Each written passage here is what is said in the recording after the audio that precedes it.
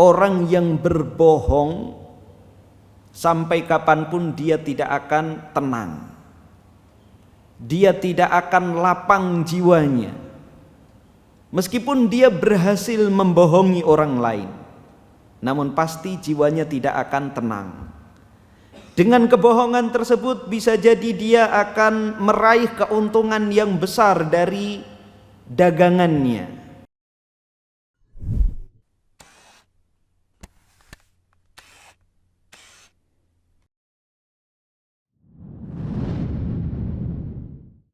Assalamualaikum warahmatullahi wabarakatuh.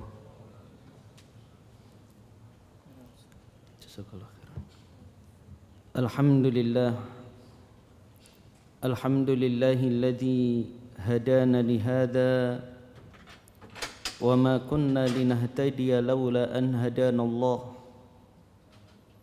wa asyhadu an la ilaha illallah wahdahu la syarika lah, wa asyhadu anna Muhammadan abduhu wa rasuluh. Ya ayyuhalladzina amanu ittaqullaha haqqa tuqatih wa la tamutunna illa wa antum muslimun, amma ba'd. Kaum muslimin dan muslimat rahimani wa rahimakumullah,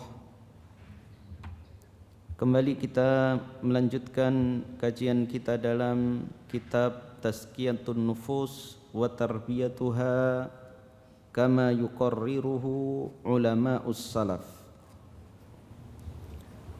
Kita masih membahas tentang an-nafsul mutmainnah, jiwa yang tenang. Wa amma tuma'ninatul ihsan fahiya tuma'ninatu ila amrihim tithalan wa ikhlasan wa nusha. Adapun tuma'ninah ihsan adalah ketenangan jiwa pada ketaatan kepada Allah Subhanahu wa taala, mentaati perintahnya dengan ikhlas, memurnikan amalan hanya untuk Allah Subhanahu wa taala. Fala yuqaddimu ala amrihi iradatan wala hawa. Maka ia tidak mengedepankan hawa nafsunya di atas perintah Allah. Ia lebih mengedepankan perintah Allah Subhanahu wa taala meskipun bertentangan dengan hawa nafsunya. Wala yusakinu syubhatan tu'aridu khabarahu. Juga tidak memberikan tempat bagi syubhat yang melawan khabar Allah Subhanahu wa taala.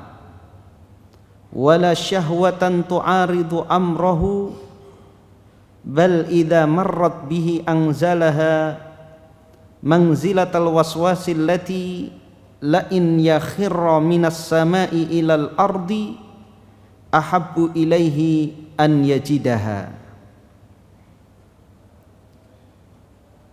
Bahkan dia memberlakukan syubhat yang mungkin terkadang lewat di benaknya, itu seperti was-was apabila dia mendapati hal tersebut. Dia merasa apabila dia jatuh dari langit ke bumi, itu lebih dia sukai daripada mendapati atau memelihara syubhat tersebut.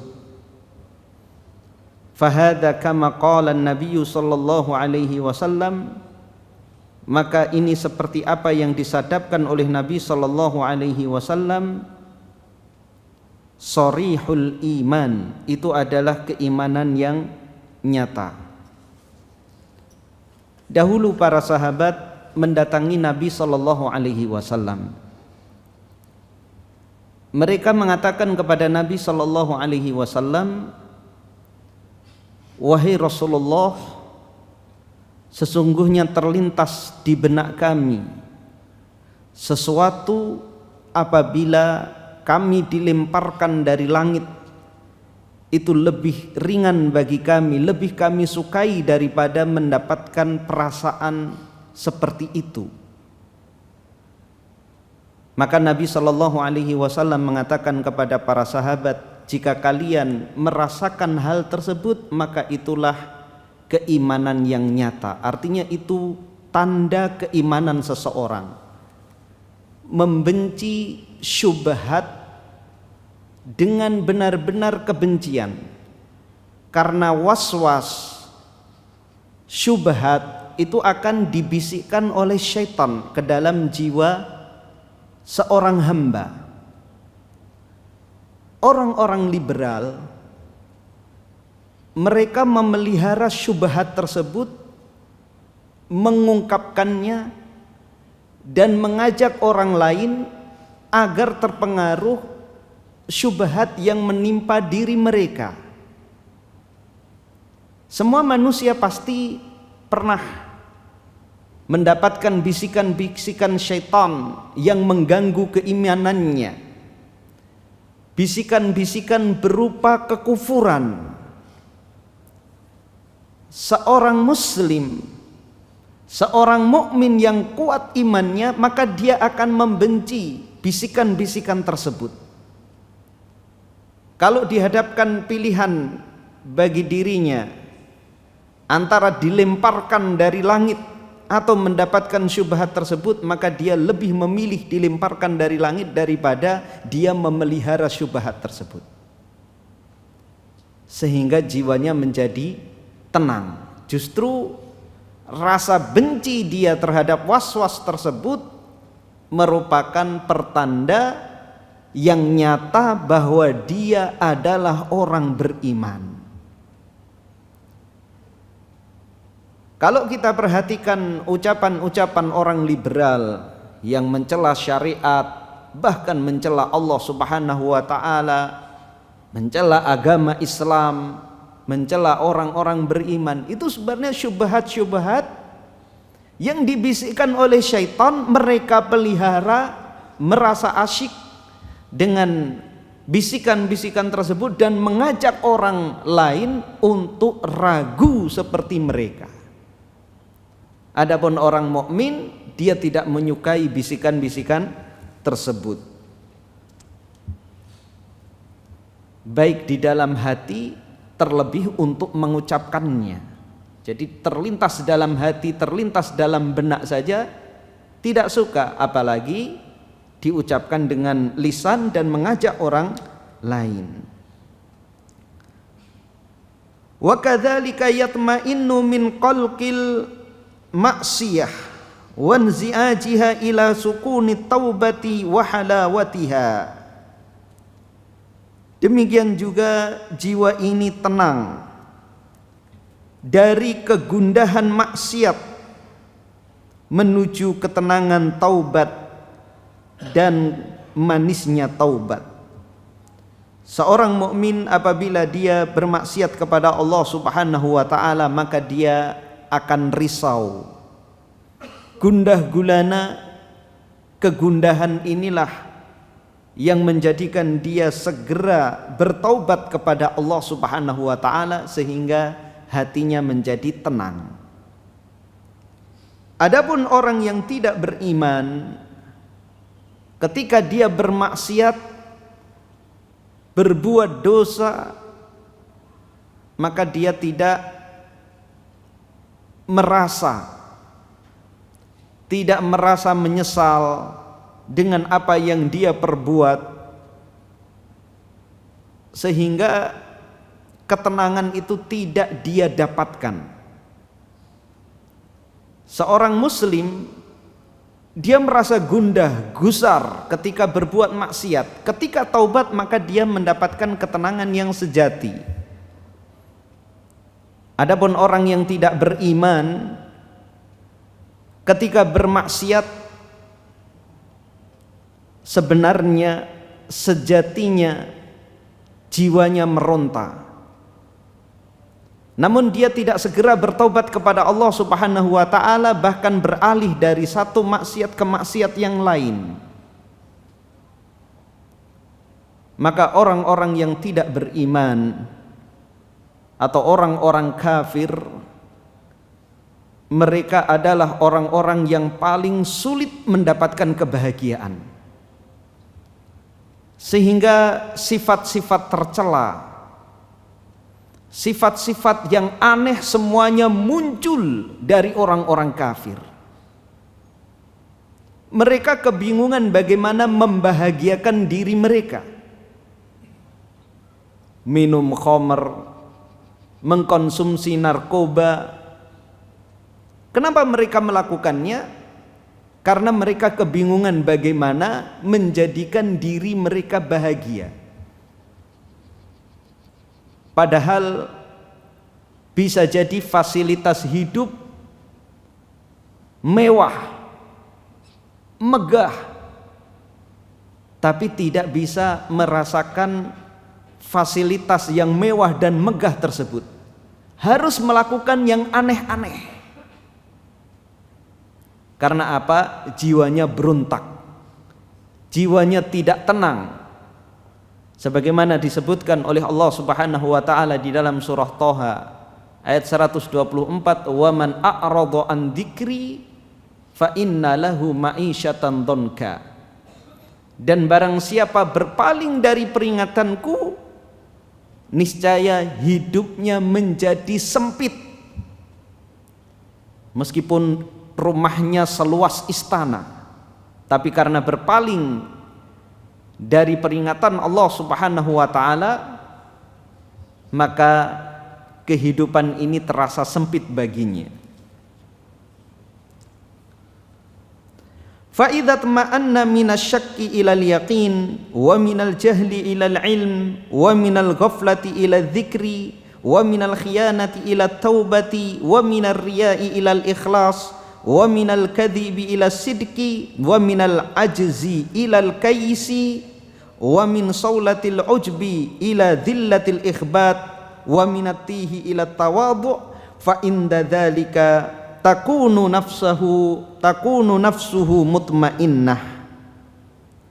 Maka jika jiwa itu tenang dari keraguan menuju keyakinan, dari kebodohan menuju ilmu, dari kelalaian menuju zikir, dari khianat menuju taubat, dari riya menuju ikhlas, dari kedustaan menuju kejujuran, dari kelemahan menuju semangat, dan dari ujub bangga diri pada penghinaan diri kepada Allah Subhanahu wa taala, maka dengan hal-hal tersebut jiwanya akan menjadi tenang.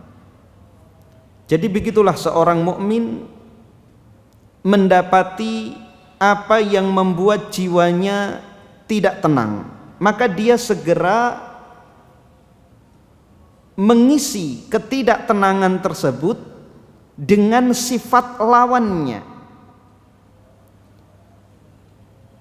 Tatkala dia ragu, maka dia segera mencari keyakinan.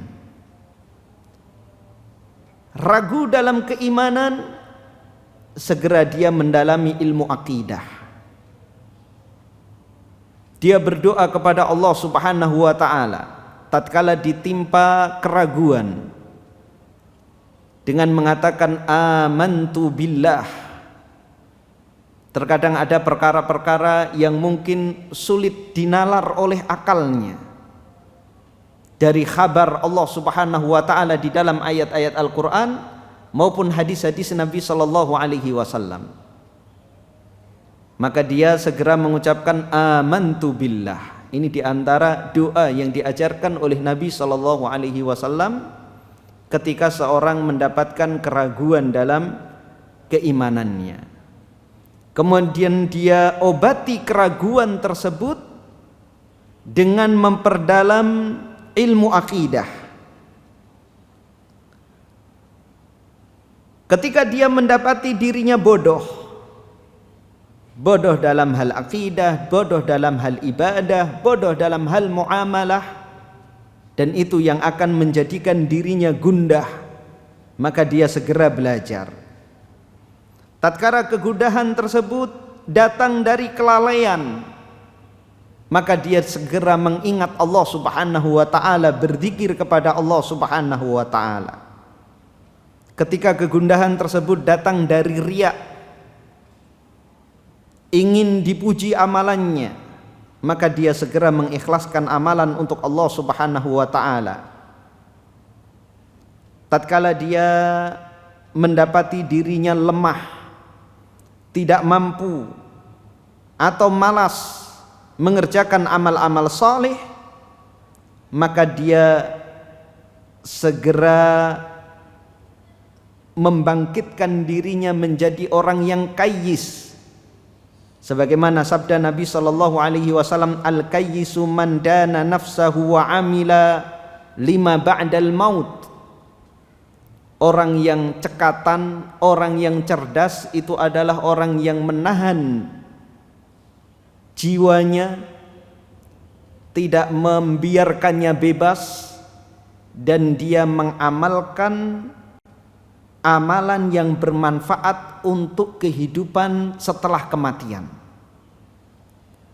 Seorang yang sadar bahwa kesempatan itu sebentar, maka dia akan bersegera semalas apapun. Semalas apapun. Semisal seorang pedagang, dia memiliki banyak barang dagangan.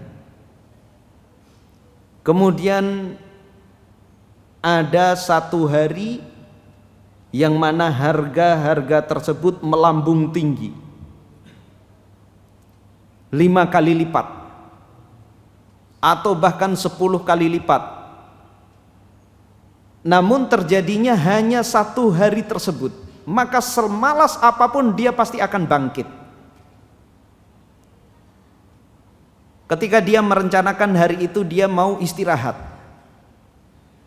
lelah, kemarin sudah lembur misalnya, sudah overtime,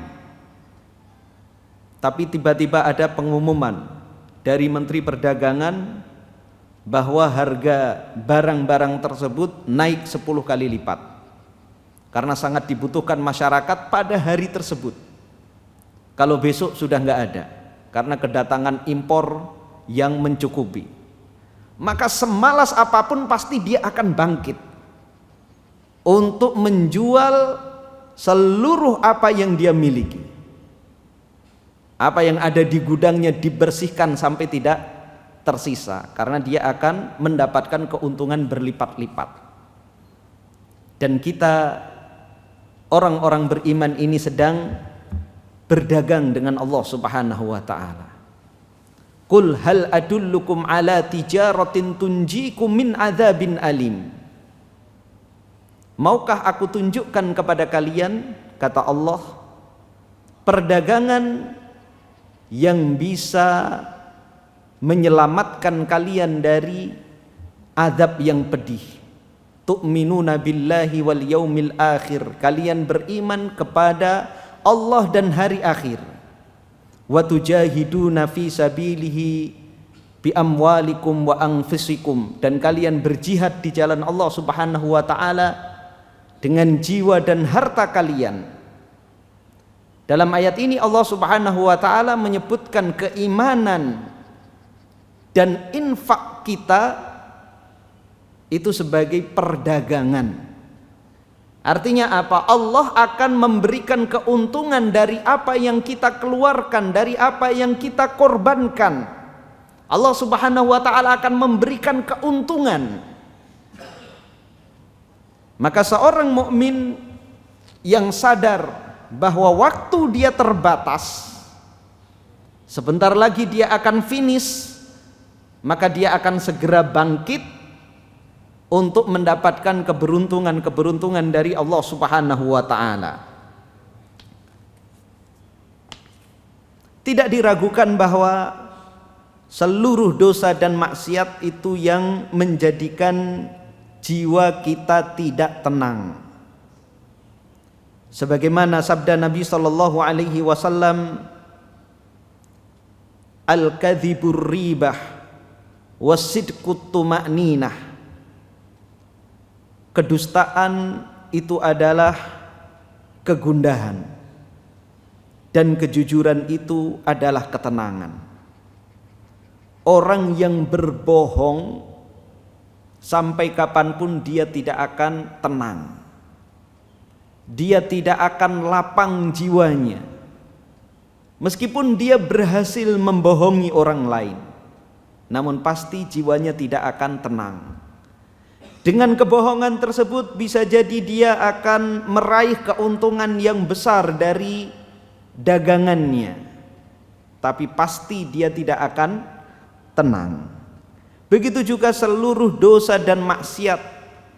Nabi sallallahu alaihi wasallam bersabda, al-ithmu ma haka fi nafsika wa karihta an yattali'a alaihin nas. Dosa itu adalah yang membuat jiwamu gusar,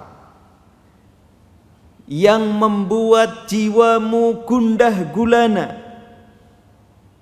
dan engkau tidak suka orang mengetahui apa yang engkau kerjakan tersebut.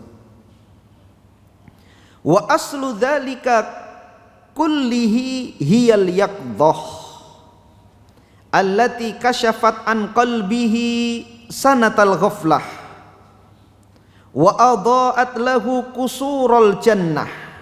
Dan pokok dari semua itu adalah al-yaqdhah, kesadaran. Yang mana kesadaran itu akan membuka hatinya dari kelalaian. Dan yaqdhah, kesadaran tersebut akan menyinari istana-istana surga. Fara'a fi dhau'i hadhil yaqdhati ma khuliqa lahu. Maka ia mampu melihat dengan cahaya kesadaran ini tujuan dari dia diciptakan. Wa ma sayalqahu baina yadayhi min hinil mauti ila dukhuli daril qarar. Dan ia bisa menyaksikan dengan kesadaran tersebut apa yang akan dia dapatkan di hadapan Allah Subhanahu wa taala sejak dia mati sampai masuk ke negeri yang abadi. Karena amal perbuatan kita di dunia ini akan mulai kita petik sejak awal kita mati. Alam kubur dinamakan alam barzakh. Dia bukan alam akhirat. Dinamakan barzakh. Barzakh artinya pembatas. Alam tersebut yang membatasi antara kehidupan dunia dan kehidupan akhirat. Di alam barzakh kita sudah tidak bisa beramal dan kita mulai menuai dari hasil amal perbuatan kita, yang baik maupun yang buruk. Dan kita tidak tahu berapa lama kita di alam barzakh. Bisa ratusan tahun, bisa ribuan tahun. Sudah habis masa beramal bagi kita, dan alam kubur sebagaimana sabda Nabi sallallahu alaihi wasallam, imma raudhatun min riyadil jannah au hufratun min hufarin nar. Bisa jadi dia adalah salah satu dari taman-taman surga atau merupakan kolong dari kolong-kolong neraka. Disitulah kita mulai mendapatkan kenikmatan atau azab. Dan orang yang mendapatkan nikmat kubur, maka kehidupan setelahnya akan menjadi lebih mudah. Kehidupan setelahnya akan jauh lebih nikmat. Dan orang yang mendapatkan azab kubur, maka kehidupan setelahnya akan jauh lebih pedih. Wa ra'a sur'ata inqidha'id dunya, dan dia mampu melihat cepatnya usia dunia, wa qillati wafaiha libaniha wa qillatiha li usyaqiha, dan sedikitnya apa yang dikaruniakan oleh dunia, diberikan oleh dunia kepada penghuninya, dan sedikitnya apa yang diberikan oleh dunia kepada orang-orang yang mencintainya. Seorang yang rakus terhadap dunia, maka dia tidak akan mendapatkan seluruh apa yang dia inginkan. Berbeda dengan orang yang tamak terhadap akhirat, maka apa yang akan diberikan oleh Allah Subhanahu wa taala kepada dirinya jauh lebih besar dari apa yang dia bayangkan. Jelas ini kenikmatan yang luar biasa tatkala kita memiliki harapan sebuah keberhasilan, sebuah keberuntungan, sebuah keindahan, sebuah kecantikan jauh di atas ekspektasi kita. Kita mengharapkan keuntungan 1 miliar, ternyata setelah dijalani keuntungannya 3 miliar. Jelas kita akan merasa sangat gembira, sangat senang. Kita melamar akhwat, standarnya sebenarnya biasa saja, di angka 7. Kita dapatnya ternyata angka 100. Pasti akan sangat gembira. Dan begitulah akhirat. Ketika seorang masuk surga, dia akan mendapatkan mala ainun ra'at wala udhunun sami'at wala khatara ala qalbil bashar. Sesuatu yang tidak pernah dia lihat di dunia, tidak pernah dia dengar, dan tidak pernah terbetik di dalam hati. Kenikmatan-kenikmatan surga yang disebutkan di dalam ayat-ayat Al-Quran, adanya sungai-sungai, adanya istana emas, istana perak, buah-buahan, apel, anggur, minuman, madu, susu, bidadari surga, maka kita akan membandingkan dengan yang terlezat, yang terindah, yang tercantik di dunia yang pernah kita lihat. Dan itu semuanya tidak pernah bisa mewakili. Karena semua kenikmatan surga jauh lebih indah, jauh lebih baik, jauh lebih lezat, jauh lebih cantik dari apa semua yang pernah kita lihat dan kita rasakan. Ketika kita dipameri, ada orang pamer ke kita tentang suatu keindahan,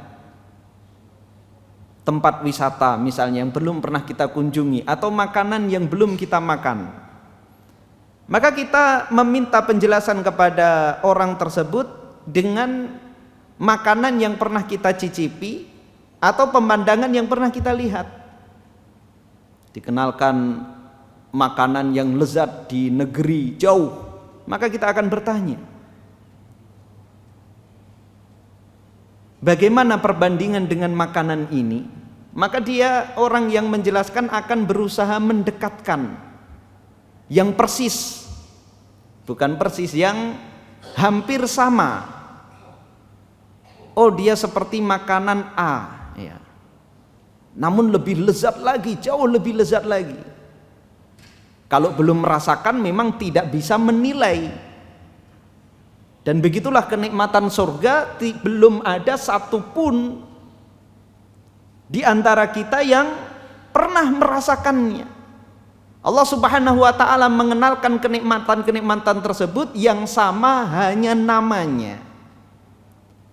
Hakikatnya jauh lebih nikmat, jauh lebih lezat, jauh lebih indah, jauh lebih cantik.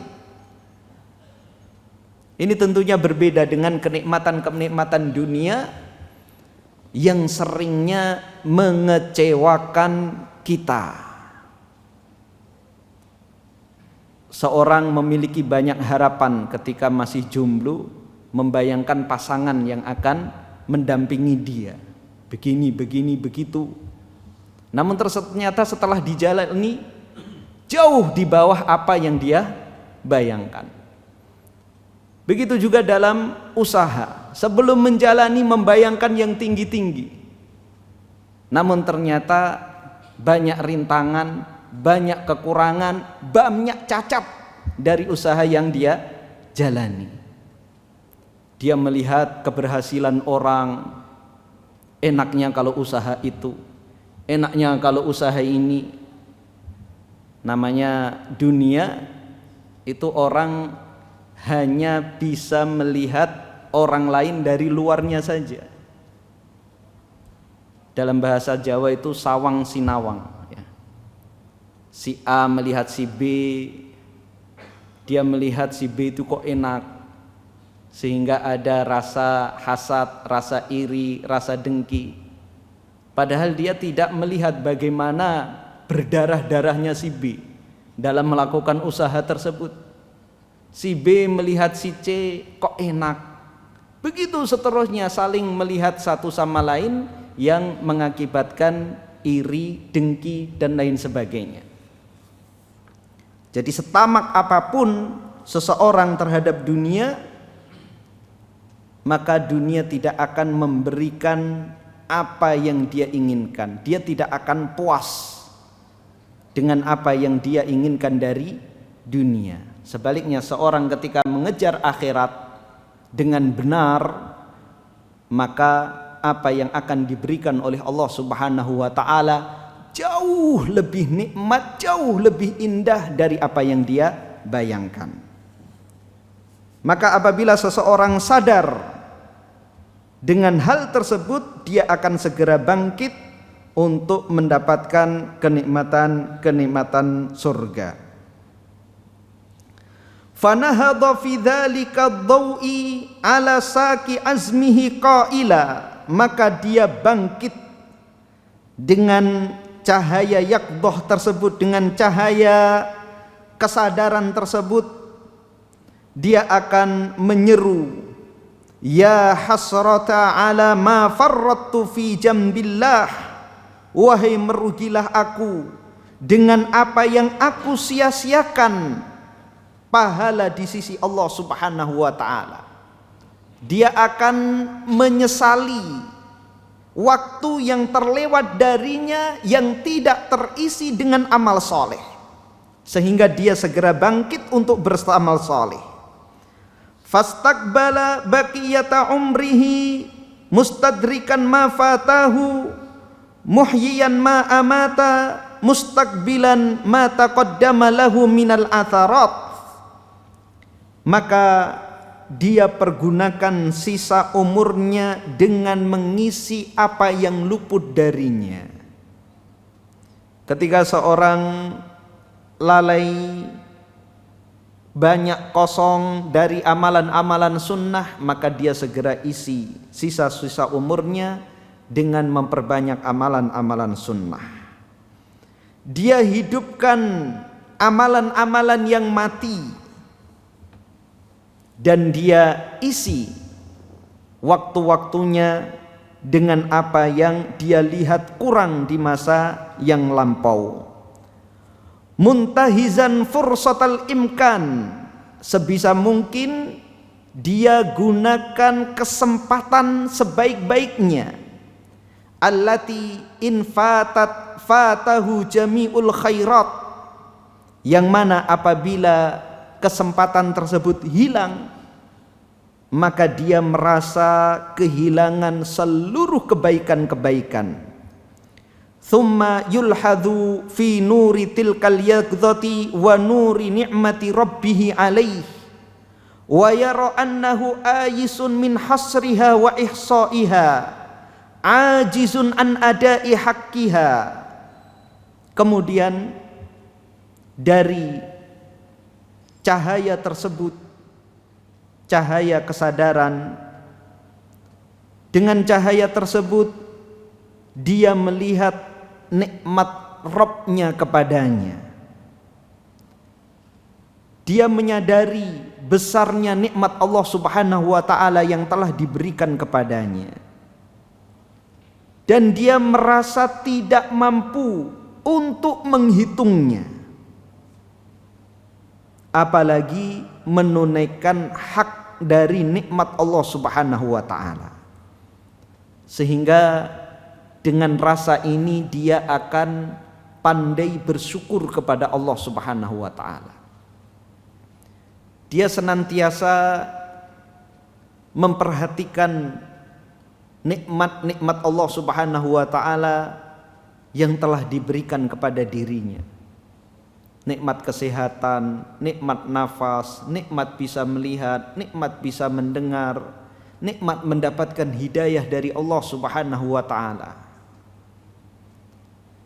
Sehingga orang yang pandai melihat nikmat-nikmat Allah Subhanahu wa ta'ala, dia akan pandai bersyukur kepada Allah Subhanahu wa ta'ala dan menghentikan dirinya dari ketamakan terhadap dunia. Dan qanaah itulah yang akan menjadikan jiwa menjadi tenang.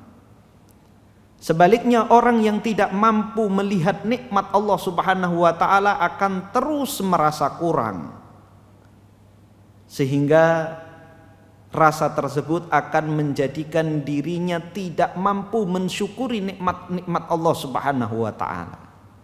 Dan jelas hal tersebut akan menjadikan dirinya senantiasa gundah, merasa iri dengan nikmat orang lain, merasa dengki, hasad ketika melihat nikmat yang ada pada orang lain.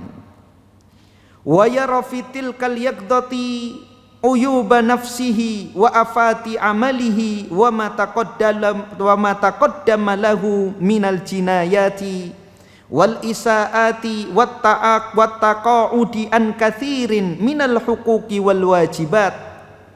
Dan dengan kesadaran tersebut dia mampu melihat aib dirinya, dia mampu melihat kekurangan amalnya, dia mampu melihat keburukan-keburukan yang dia lakukan dan kewajiban-kewajiban yang belum dia laksanakan. Fatangkasiru nafsuhu, maka dia pun menyesali apa yang telah dia lakukan tersebut. Orang yang mampu melihat aib dirinya, maka dia akan berusaha memperbaiki dirinya, sehingga dia tersibukkan memperbaiki dirinya daripada melihat kekurangan yang ada pada orang lain. Sebaliknya orang yang sibuk dengan kekurangan-kekurangan orang lain, maka pasti dia tidak akan tenang, dia akan marah sendiri, ngedumel dengan kesalahan-kesalahan yang ada pada orang lain, padahal dia memiliki kesalahan yang lebih besar. Kenapa sih A kayak gitu? Kenapa sih B kayak gitu? Si C kayak gini? Dia marah-marah sendiri, melihat kesalahan-kesalahan yang ada pada orang lain itu begitu menyakitkan. Padahal terkadang kesalahan tersebut tidak merugikan dirinya. Dan terkadang kesalahan tersebut tidak ada kaitannya dengan agama. Gimana sih bapak ini pakai pakaian kok kayak gini? Padahal dia tidak merugikan dirinya. Nggak matching banget, warnanya nggak cocok. Jadi apapun kesalahan yang ada pada orang lain, atau bukan kesalahan tapi dianggap oleh dirinya itu sebuah kesalahan. Bangun rumah kok kayak gini, rumah-rumah dia terserah. Beli mobil kok kayak gini, warna kok kayak gini, dan seterusnya. Pilih pasangan kok kayak gini, orangnya ganteng, pasangannya kok kayak gini. Terus dia marah dengan apa yang dilakukan oleh orang lain, sehingga apa, jiwanya tidak akan pernah tenang. Terlalu banyak mengurusi orang lain. Justru ketenangan itu akan kita dapatkan ketika kita sibuk memperbaiki diri kita sendiri.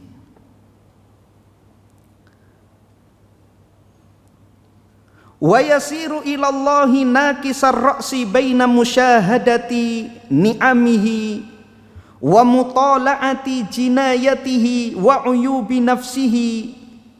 Maka dia berjalan kepada Allah Subhanahu wa ta'ala dengan kepala tertunduk, dengan menyaksikan kenikmatan-kenikmatan Allah Subhanahu wa ta'ala yang dikaruniakan kepada dirinya, dan dia menyaksikan perbuatan-perbuatan kesalahan yang telah dia lakukan dan aib dirinya. Seorang mukmin, dia akan mampu melihat nikmat Allah dan kekurangan dirinya. Sebaliknya, orang yang tidak beriman atau lemah imannya, dia tidak mampu melihat aibnya dan tidak mampu melihat nikmat Allah. Merasa amalnya sudah sempurna, sehingga ketika mendapatkan musibah dia tidak terima. Ya Allah, aku kan orang soleh, kenapa aku mendapatkan cobaan seperti ini?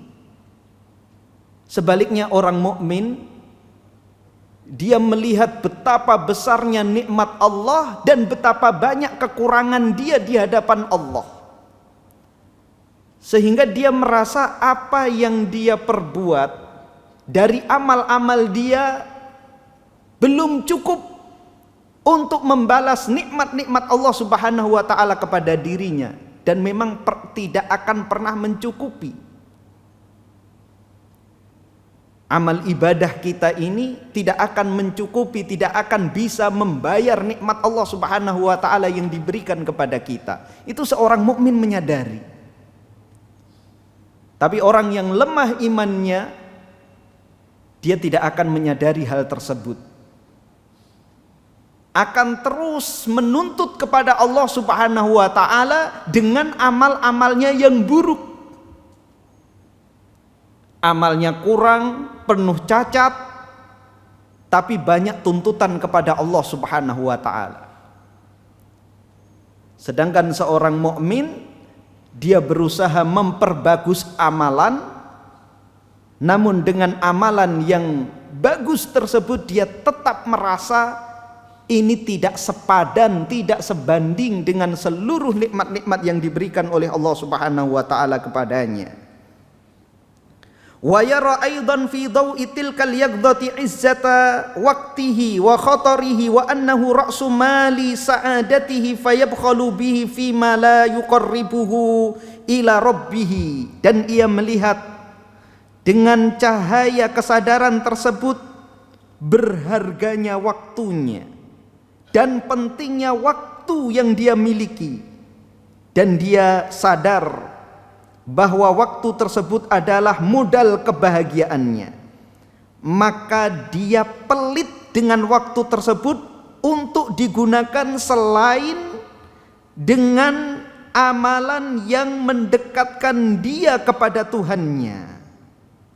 Itulah seorang mukmin, dia bakhil dengan waktunya. Dia akan pelit terhadap waktunya kecuali pada amal perbuatan, kesibukan-kesibukan yang mendekatkan diri kepada Allah Subhanahu wa taala. Maka dia bercanda seperlunya, bermain seperlunya. Dia segera sadar ketika banyak bermain, banyak bercanda, maka dia akan kehilangan modal utamanya. Maka dia segera kembali menyibukkan diri dengan hal-hal yang bisa mendekatkan diri kepada Allah Subhanahu wa taala. Fahadhihi atharul yaqdati wa mujibatuha wa hiya awwalu manazilin nafsil mutmainnati allati yansha'u minha safaruha ilallahi wad darul akhirah. Maka inilah pengaruh dari kesadaran dan konsekuensinya, dan kesadaran itu adalah tempat singgah pertama jiwa yang tenang, yang dengan yaqdah tersebut, dengan kesadaran tersebut, dia memulai perjalanannya kepada Allah dan hari akhirat. Maka hendaknya kita menjadikan jiwa kita secara selalu yaqdah, selalu sadar dengan hal-hal yang kita sebutkan tadi, sehingga jiwa kita di dunia ini akan tenang dan mengakhiri kehidupan dunia ini dengan tenang, sehingga ketika kita mati kita dipanggil dengan panggilan yang lembut, ya ayyatuhan nafsul mutmainnah irji'i ila rabbiki radiyatan mardiyah fadkhuli fi ibadi wadkhuli jannati. Wahai jiwa yang tenang, ya ayyatuhan nafsul mutmainnah, wahai jiwa yang tenang, irji'i ila rabbiki radiyatan mardiyah, kembalilah kepada Rabbmu dalam keadaan ridho dan diridhoi. Fadkhuli fi ibadi, lalu masuklah pada golongan hamba-hambaku, wadkhuli jannati, dan masuklah engkau ke dalam surgaku. Dengan demikian kita selesai dari pembahasan an-nafsul mutmainnah, jiwa yang tenang. Insyaallah pada pertemuan yang akan datang kita akan lanjutkan dengan an-nafsul lawwamah, jiwa yang senantiasa mencela dirinya. Kita akhiri dengan doa kafaratul majelis. Subhanakallahumma hamdika asyhadu an la ilaha illa anta astaghfiruka wa atubu ilaik. Assalamualaikum warahmatullahi wabarakatuh. Terima kasih. Jazakumullah khairan wa barakallahu fikum. Video ini dibuat atas partisipasi dari donasi Anda. Semoga menjadi amal jariah bagi Anda semuanya.